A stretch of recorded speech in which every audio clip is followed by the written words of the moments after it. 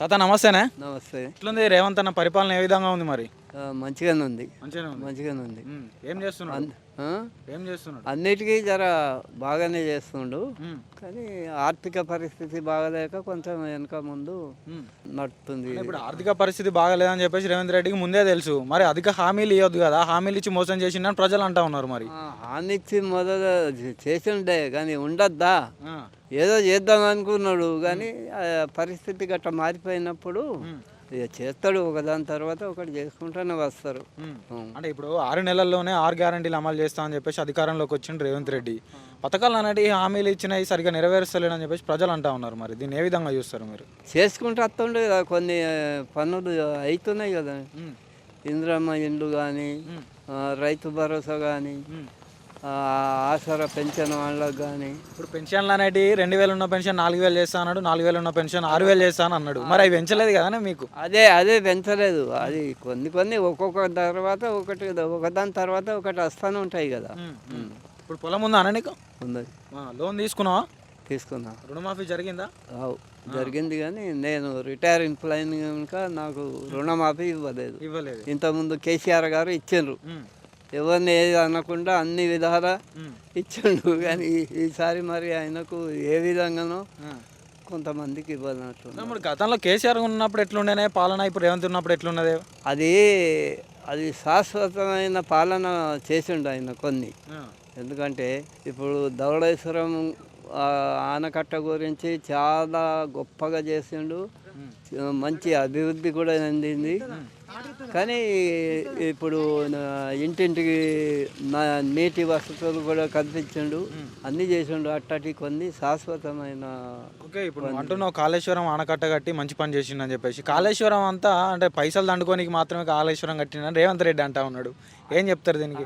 అట్లా opposition party వాళ్ళు ఒక్కొక్కరు విమర్శించండి, వాళ్ళ పరిపాలన నడవది, అందుకొరకే అది చెప్పుకుంటూ ఉంటారు. కేసీఆర్ ఉన్నప్పుడు కాళేశ్వరం ఆయకట్ట కట్టి ఇప్పుడు ప్రతి ఒక్క రైతుకు నీళ్ళు ఇచ్చిన అని చెప్పేసి కేసీఆర్ చెప్పిండు. ఇప్పుడు రేవంత్ రెడ్డి చెప్తా ఉన్నాడు కదా, ఒక 10 మంది రైతులకు కూడా కనీసం నీళ్ళు ఇవ్వలేని పరిస్థితిలో కేసీఆర్ ఉండే అప్పుడు అట్టిగానే కట్టిండు కాళేశ్వరం అని అంటుండే. ఏం చెప్తావు? అది కాదు, ఏ పని నీళ్ళు అనేవి వచ్చినాయి కానీ ఏది చేసినా కానీ ప్రజల మంచి కొరకే చేస్తారు. వాళ్ళ పరిపాలన లోపల మంచిది కావచ్చు, చెడ్డది కావచ్చు, కానీ మంచిగా చేయాలనే చేస్తారు.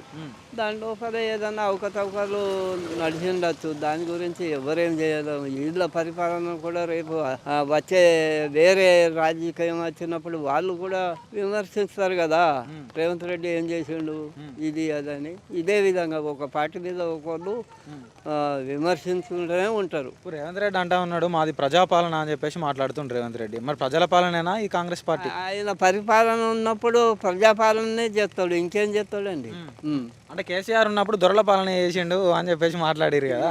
దొరల పాలన అంటే అట్టనంటారు. ఇక కొంతమంది తెలియకుండా తెలిసి కావాల్సుకొని కూడా పుట్టించి చెప్తారు, అదంతా వేస్తారు. కానీ ప్రజలకు ఏ విధంగా అయితే మేలు జరుగుతుందో అదే శాశ్వతం, వాళ్ళ పేరు ఉంటుంది. సరే, ఇప్పుడు రేవంత్ రెడ్డి గారు ఇచ్చిన హామీలు మరి ప్రజలకు మేలు జరిగే విధంగానే ఉన్నాయా?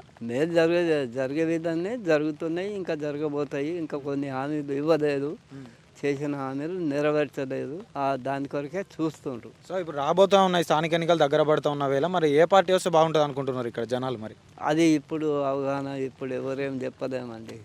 అది లాస్ట్కు ఈయన చేసిన పనులను ఆలోచించే తర్వాత ప్రజలు నిర్ణయం తీసుకుంటారు. అమ్మా నమస్తే. ఎట్లుంది రేవంత్ అన్న పాలన మంచిగా ఉన్నదా? మీకు తెలవాలి, మీకు తెలియదా? మీరు చూస్తా ఉన్నారు కదా. చూస్తున్నాను. ఆడవాళ్ళకు మంచిగా కోటీశ్వరులు చేస్తున్నా అని చెప్పేసి రేవంత్ రెడ్డి చెప్తా ఉన్నాడు. మరి కోటీశ్వరులు అవుతుర్రా మీరు? ఏమవుతారో ఏం చేస్తారో వాళ్ళకెరక మీకెరక. అంటే ఎన్నికల ముందు చెప్పిండు కదా మహిళలకు ఇంటింటికి నెలకు 2500 ఇస్తా అన్నాడు. ఇంట్లో అత్తకి ఇస్తా అన్నాడు, కోడలుంటే కోడలికి ఇస్తా అన్నాడు. మరి ఇచ్చిండా? అనుడు మందం ఏ రాజకీయమైన గరీబానికి ఎవడు పెడతాడు? ఉన్నోడు తింటాడు. కానీ అంటే గరీబాల్లో అందరూ మెచ్చేయాలని నేను పరిపాలన చేస్తున్నా అని చెప్పేసి రేవంత్ రెడ్డి చెప్తా ఉన్నాడు కదా. అట్లనే నూరు అంటారు, చేసుడు ఏది ఉండదు. ఎట్లా సన్న బియ్యం ఇచ్చిండా రేవంత్ రెడ్డి? ఇచ్చిండుగా. ఎట్లున్నాయి, మంచిగా ఉన్నాయా మరి అనుకుంటురా? మంచిగానే ఉన్నాయి అప్పటికంటే. ఏమో మరి అందులో అన్న ప్లాస్టిక్ బియ్యం వస్తున్నాయి, అన్నం అంతా బంక అవుతుంది అంటారు, నిజమేనా? 7 కోటి. ఏం ఏడుకోయి వస్తున్నావు మొత్తం తట్టబుట్ట పొలం కాడుకోయినా? ఎన్ని ఎకరాలు ఉంది? ఏంది? ఎకరం ఉంది. రుణమాఫీ అయిపోయిందా మరి? లోన్ ఇచ్చిన పైసలు రుణమాఫీ జరిగింది. రైతు బంధు వేసిండా రేవంత్ రెడ్డి? ఎన్ని వేసిండు? ఏమో మా ఆయన కరక ఆ, ఇక రైతు బంధు ఆ మొగోళ్ళకి వస్తుంది కాబట్టి వాళ్ళకి తెలిసి ఎంత వస్తుందండి. ఆ. ఇప్పుడు నీకేం వస్తలేదు మంచిగా మీకు ఫ్రీ బస్సు పెట్టినా అని చెప్పిండు, మీకు వడ్డీ లేని రుణాలు ఇస్తున్నా అని చెప్పేసి రేవంత్ రెడ్డి చెప్తా ఉన్నాడు మహిళలకు. మరి ఏమి ఇస్తాడు ఇక అడ్డు లేని రుణాలు ఏడికి వచ్చినాయి. ఫ్రీ బస్సు పెట్టిండు, ఫ్రీ బస్సులో పోతున్నావా మరి? పోతాం ఇక అవసరం ఉన్నప్పుడు, అవసరం లేనప్పుడు ఎందుకు పోతాం. ఆ, అంతే అంటే. సో ఇప్పుడు స్థానిక ఎన్నికలు దగ్గరికి వస్తున్నాయి కదా, మరి ఎవరత్త మంచిగా ఉంది అనుకున్నాను? ఇక ఎవరు అన్నారా అని ఎవరు వచ్చినా ఒకటే గరీబోళ్ళకు. అంతే అంటే. ఎవరు వచ్చిన గరీబోళ్ళను పైకి లేపుతారా నువ్వే చెప్పు. లేపరు. మా ఆనుడు మందం ఓట్లు వేయించుకుడు మందమే. అన్న నమస్తే అన్న. నమస్తే. ఎట్లుంది రేవంత్ అన్న ప్రభుత్వ పరిపాలన ఏ విధంగా? బాగుంది, కానీ రేవంత్ రెడ్డి ఏదున్నా కానీ ప్రజలకు చెప్తున్నాడు, అందిస్తున్నాడు. ఏదున్నా కానీ ఎంత బడ్జెట్ ఉంది ఏంది అనే దాని గురించి ప్రజలకు ఇంటిమేషన్ ఇస్తున్నాడు. అంతకుముందు ప్రభుత్వం కంటే ఈ ప్రభుత్వం చాలా బాగుంది. అంటే అప్పడుకోవడానికి పోతే చెప్పులు ఎత్తుకుపోయడం లెక్క చూస్తుర్రు అని చెప్పేసి రాష్ట్రం ఇజ్జత్ దిత్తుండని చెప్పి బయట అంటా ఉన్నారు. మరి ఎంతవరకు నిజం మరి? అది ఒకప్పుడు కేసీఆర్ను కూడా దాన్ని ఏమంటారు అంటే వ్యతిరేకంగా ఉన్నప్పుడు కొన్ని అంటాయి, అట్లా అని మనం అలా అనడు తప్పు కదా. రేవంత్ రెడ్డి అప్పు ఉందని కించపరిచారు, కానీ రేవంత్ రెడ్డికి అయితే అప్పు అయితే దొరుకుతుంది కదా, బడ్జెట్ అయితే వస్తుంది కదా. ఎక్కడి నుంచి వస్తుంది ఏంటిది అనేది గవర్నమెంట్కి తెలుసు, ప్రజలకు ఏమో తెలుసా? ఏం తెలియదు కదా. అంటే అప్పు తెచ్చుకుంటాడు కానీ పథకాలు అమలు చేస్తలేనని చెప్పేసి బయట అంటా ఉన్నారు. మరి ఎంతవరకు నిజం? పథకాలు రాందే అందరికీ గృహలక్ష్మి దానికి బిల్ ఎవరు కడుతున్నారు? గవర్నమెంటే కదా. బస్ ఫ్రీ అన్నారు, దానికి ఎవరు బిల్ కడుతున్నారు? గవర్నమెంట్కి. రేవంత్ రెడ్డిగా కడుతున్నారు కదా. ఈ పథకాలన్నీ అమలు చేస్తున్నాడు కదా. ఇప్పుడు ఇల్లు అన్నాడు, ఇల్లు కూడా ఇచ్చాడు, కొందరికి అమౌంట్ కూడా పడుతున్నది. అంటే ఇల్లు ఎంతమందికి ఇచ్చిండు? మా ఊళ్ళో అయితే ఒక 20-30 మందికి వచ్చింది. అందరికి లబ్ధిదారులకే ఇస్తున్నాడా లేదంటే ఉన్నోళ్ళకి మాత్రమే వస్తున్నాయని చెప్పేసి బయట అంటా ఉన్నారు. ఇది ఎంతవరకు నిజం మరి? మా ఊళ్ళో అయితే లేని వాళ్ళకే ఇచ్చాడు. నేను ఎంక్వైరీ చేసినాక మేము కూడా అటు ఇటు తిరుగుతాం కదా, లేని వాళ్ళకే ఇచ్చాడు అయితే రేవంత్ రెడ్డి. ఇప్పుడు భూమి ఉందా అన్న మీకు? ఉందన్న, ఎన్ని ఎకరాలు ఉంది? ఒక 3 ఎకరాలు ఉంది. 3 ఎకరాలు. అంటే రుణమాఫీ జరిగిందా? లోన్ తీసుకున్నాను? తీసుకున్న కాడ మనం అబద్ధం ఆడద్దు, రుణమాఫీ జరిగింది. ఎన్ని లక్షలు తీసుకున్నాను? ఎవరు? 2 లక్షల వరకు రుణమాఫీ చేస్తా. ₹1,00,000 వరకు రుణమాఫీ చేసిండు. రైతు భరోసా ఇచ్చిండా మరి? ఇచ్చిండు. ఎంత ఇచ్చిండు? 16,000 ఇచ్చిండు. 16,000 ఇచ్చిండు.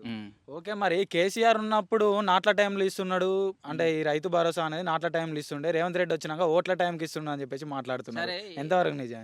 ఇది ఒకటి, రేవంత్ రెడ్డి నాట్ల కంటే ముందు 1 month ముందే బిఫోర్ వేసాడు.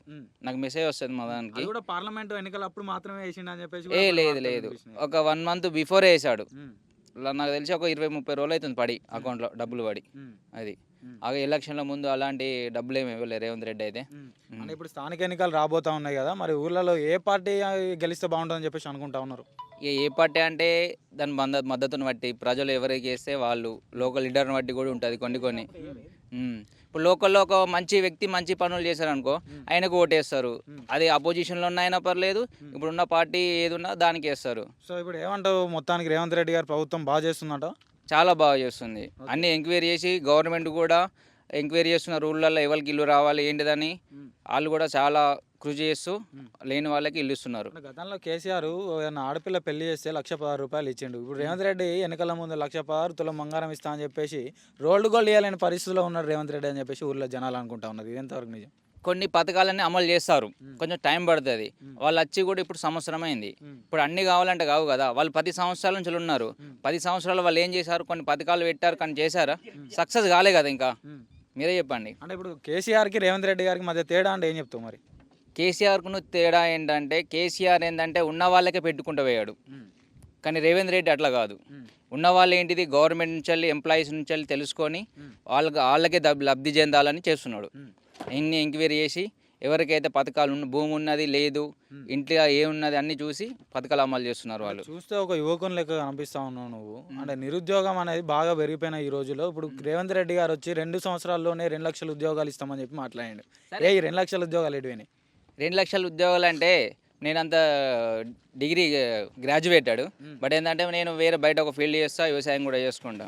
చదువుకున్న వాళ్ళకి ఉద్యోగాలు ఇస్తా అంటారు, వస్తాయి, కొంచెం టైం పడుతుంది. 10 సంవత్సరాలు ఉన్నప్పుడు కేసీఆర్ ఎన్ని ఉద్యోగాలు వేశాడు? రేవంత్ రెడ్డి రాగానే ఫస్ట్ అయితే కొంతమంది ఉద్యోగాలు వచ్చాయి కదా. అవన్నీ కేసీఆర్ ఇచ్చిన నోటిఫికేషన్లనే రేవంత్ రెడ్డి పూర్తి చేసిండు అని చెప్పేసి మాట్లాడుతూ ఉన్నారు అందరు. వాళ్ళు ఏంటంటే ఎలక్షన్ల ముందే కేసీఆర్ అట్లా కూడా కొన్ని పోస్టులు వేసి తర్వాత తప్పుకున్నాడు కదా.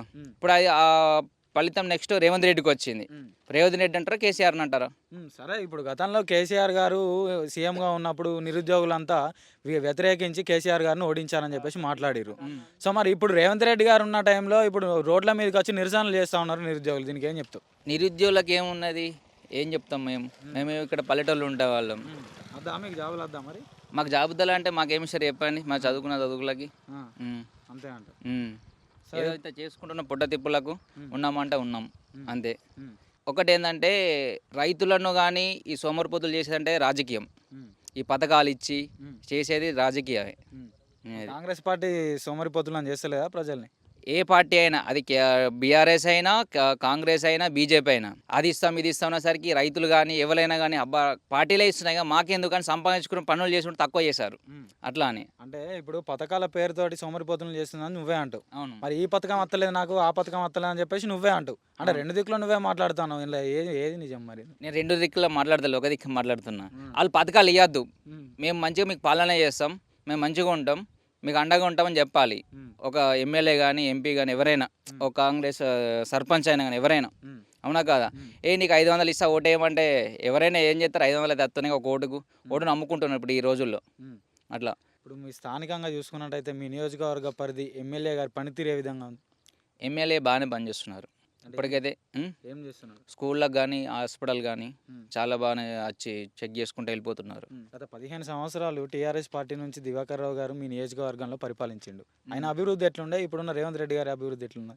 ఒకప్పుడైతే మన నడిపల్లి దివాకర్ రావు గారు స్కూల్కి వచ్చి చూసి వెళ్ళిపోయేవాడు కాదు. ఇప్పుడు ఉన్న ఎమ్మెల్యే ఒక 1 మంత్కి ఒకసారి అయినా స్కూల్ అన్ని పర్యటించి ఎలా ఉన్నాయి, వాళ్ళు ఎట్లా స్టడీ చెప్తున్నారు ఏంటిదని చూసి వెళ్తున్నారు అట్లా అని. సో ప్రధానంగా ఇప్పుడు ప్రభుత్వానికి ఏదైనా చెప్పాలనుకుంటే ఏం చెప్తాం? ప్రజలను సోమరిపోతులు చేయొద్దు అది.